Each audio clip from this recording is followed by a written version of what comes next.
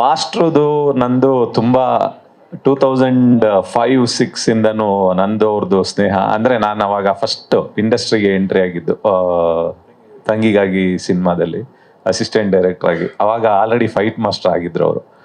ಅವಾಗಿಂದಾನು ನಮ್ದು ಅವ್ರದ್ದು ಅಂದ್ರೆ ಏನೇ ಮಾಡಿದ್ರು ಏನಾದ್ರು ಆದ್ರೆ ಹೋಗಿ ಹೇಳ್ತಾ ಇದ್ದೆ, ಬೈಯೋರು, ತಿರ್ಗಾ ಏನೋ ಒಂದು ಮಾತಾಡ್ತಾ ಇದ್ವಿ, ಆ ಥರನೇ ಡಿಸ್ಕಷನ್ ಎಲ್ಲ ನಡೀತಾ ಇತ್ತು. ಬಟ್ ನಂದು 2009 ನಾನು ಅಂಬಾರಿ ಸಿನಿಮಾ ಮಾಡ್ಬೇಕಾದ್ರೆ ನನಗೆ ನೀವೇ ಫೈಟ್ ಮಾಡ್ಬೇಕಂತ ಹೇಳಿ ಇಡೀ ಸಿನಿಮಾ ಎಲ್ಲಾ ಫೈಟ್ಸ್ಗಳನ್ನು, ಅದೊಂದೇ ಸಿನಿಮಾ ಅಂತಲ್ಲ, ಅಂಬಾರಿ, ಅದ್ದೂರಿ, ರಾಟೆ, ಐರಾವತ, ಇಲ್ಲಿವರೆಗೂ ನಂದು ಎಷ್ಟು ಸಿನಿಮಾಗಳಿದೆ ಅಷ್ಟು ಸಿನಿಮಾಗಳಲ್ಲೂ ಸಿಂಗಲ್ ಕಾರ್ಡ್ ಮಾರ್ಟಿನ್ ಒಂದು ಬಿಟ್ಟು ಮಿಕ್ಕಿದ ಎಲ್ಲಾ ಸಿನಿಮಾಗಳು ಸಿಂಗಲ್ ಕಾರ್ಡ್ ಅಲ್ಲಿ ಮಾಡಿದಂತ ಫೈಟ್ ಮಾಸ್ಟರ್. ಅಂದ್ರೆ ಫೈಟ್ ಮಾಸ್ಟರ್ ಅನ್ನೋದಕ್ಕಿಂತ ಹೆಚ್ಚಾಗಿ ಒಂದು ಒಳ್ಳೆ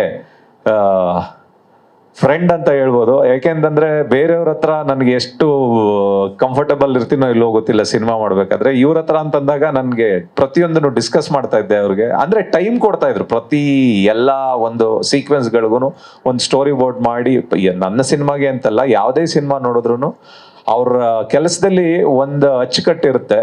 ಮತ್ತೆ ಒಂದು ಸ್ಟೋರಿ ಬೋರ್ಡ್ ಮಾಡ್ಕೊಂಡು ಪ್ರತಿಯೊಂದಕ್ಕೂ ಒಂದು ಫೈಟ್ ಕಂಪೋಸ್ ಮಾಡ್ಬೇಕಾದ್ರೆ ಆ ಕತೆ ಒಳಗಡೆ ಆ ಬ್ಲೆಂಡ್ ಆಗೋ ತರದ್ದು ಒಂದಷ್ಟು ಫೈಟ್ಗಳನ್ನ ಮಾಡ್ತಾರೆ, ಅದು ಖುಷಿ. ಮತ್ತೆ ಇನ್ನೊಂದು ಏನಂತಂದ್ರೆ ಎಲ್ಲದಕ್ಕೂ ಆ ಕಷ್ಟ ಸುಖಗಳಿಗೆ ಮತ್ತೆ ದೊಡ್ಡ ಸಿನಿಮಾಗಳಿಗೆ ಚಿಕ್ಕ ಸಿನಿಮಾಗಳಿಗೆ ಎಲ್ಲದಕ್ಕೂ ಹೊಂದ್ಕೊಳ್ಳುವಂತ ಒಬ್ಬ ಫೈಟ್ ಮಾಸ್ಟ್ರು. ಅವತ್ತಿಗೆ ನಮ್ಮ ಸ್ನೇಹ ಹೆಂಗಿತ್ತೋ ಇವತ್ತಿಗೂ ಹಂಗೆ ಇದೆ. ನಿಜವಾಗ್ಲೂ ಇವತ್ತು ಅವರು ಫಸ್ಟ್ ಸಿನಿಮಾ ಫೈಟ್ ಮಾಸ್ಟರ್ ಆಗಿದ್ರು, ಅದಾದ್ಮೇಲೆ ಡೈರೆಕ್ಟರ್ ಆದ್ರು. ಇವತ್ತು ಫಸ್ಟ್ ಟೈಮ್ ಒಂದು ಸಿನಿಮಾನ ನಿರ್ಮಾಣ ಮಾಡ್ತಾ ಇದ್ದಾರೆ. ಅದು ರವಿ ಸಾರಂಗ ಅಂತ ಒಬ್ಬ ಡೈರೆಕ್ಟರ್, ಹೊಸ ಡೈರೆಕ್ಟರ್.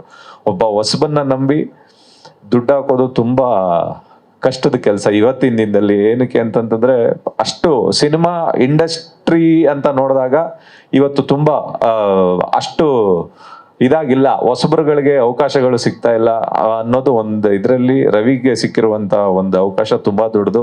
ಮತ್ತೆ ವಿಲಿಯಂ ಸರ್ ತುಂಬಾ ಅದ್ಭುತವಾಗಿ ಕೆಲಸ ಮಾಡಿದೀರ.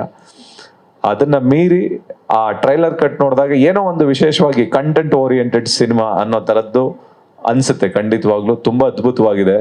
ಅದಲ್ಲದೆ ರಾಜ್ ಬಿ ಶೆಟ್ಟಿ ಮತ್ತೆ ಇದ್ರಲ್ಲಿ ಮಾಡಿರುವಂತ ಎಲ್ಲರೂ ತುಂಬಾ ಅದ್ಭುತವಾಗಿ ಕಾಣಿಸ್ತಿದ್ದಾರೆ. ಒಂದು ಒಳ್ಳೆ ಪ್ರಾಮಿಸಿಂಗ್ ಸಿನಿಮಾ ಆಗುತ್ತೆ ಅನ್ನೋದ್ರಲ್ಲಿ ಡೌಟೇ ಇಲ್ಲ. ಇದೇ ಫೆಬ್ರವರಿ 6ನೇ ತಾರೀಕು ಈ ಸಿನಿಮಾ ರಿಲೀಸ್ ಆಗ್ತಾ ಇದೆ. ಎಲ್ಲ ಕೇಳ್ತಾ ಇರ್ತೀರಾ, ಮಲಯಾಳಂ ಅಲ್ಲಿ ಬಂದಾಗ ಮತ್ತೆ ತೆಲುಗುಲ್ ಬಂದಾಗ ಹಿಂದಿಲ್ ಬಂದಾಗ ಕಂಟೆಂಟ್ ಓರಿಯೆಂಟೆಡ್ ಸಿನಿಮಾ ಬೇಕು, ನಮ್ಮ ಕನ್ನಡದಲ್ಲಿ ಬರಲ್ಲ ಅಂತ ಅನ್ಬಿಟ್ಟು. ಇದನ್ನ ನೋಡಿದ್ರೆ ಖಂಡಿತವಾಗ್ಲೂ ಆ ರೀತಿ ಅಂತ ಅನ್ನಿಸ್ತಿದೆ. ಕಂಟೆಂಟ್ ಓರಿಯೆಂಟೆಡ್ ಸಿನಿಮಾ ಗೊತ್ತಾಗ್ಬೇಕು ಅಂತಂದ್ರೆ ಎಲ್ಲರೂ ಥಿಯೇಟರ್ಗೆ ಹೋಗಿ ಸಿನಿಮಾ ನೋಡ್ಬೇಕು. ಪೈರಸಿನ ಕಟ್ ಮಾಡಿ ಎಲ್ಲರೂ ಥಿಯೇಟರ್ಗೆ ಹೋಗಿ ಸಿನಿಮಾ ನೋಡಿ.